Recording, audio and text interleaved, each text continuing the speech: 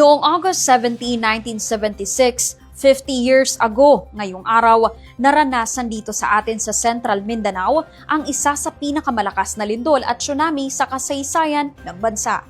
Ito ang tinaguriang Moro Gulf Tsunami. Alamin natin ang detalye kay Farhana Cabalo. Far?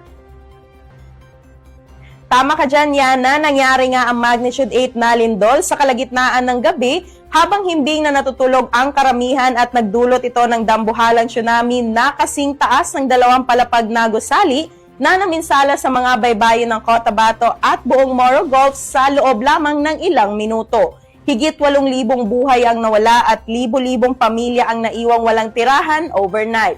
Ito ang itinuturing na pinakamatinding natural disaster sa modernong kasaysayan ng Mindanao. Ngunit sa gitna ng matinding trahedya at pagdadalamhati, ipinakita ng mga mamamayan ng Bangsamoro ang tunay na kaulugan ng pagbangon. Mula sa mga natirang abo at pinsala, nagtulong-tulong ang bawat isa upang muling itayo ang mga komunidad. Ngayong ika-50 taong pag-alala, hindi lang natin inaalala ang matinding lindol, kundi iginagalang din natin ang alaala ng mga nawala, ipinagmamalaki ang katatagan ng mga nakaligtas at patuloy tayong nagtutulungan para sa mas ligtas, mas matatag at mas handang Bangsamoro para sa mga susunod na henerasyon. O ayan na, ngayon alam niyo na.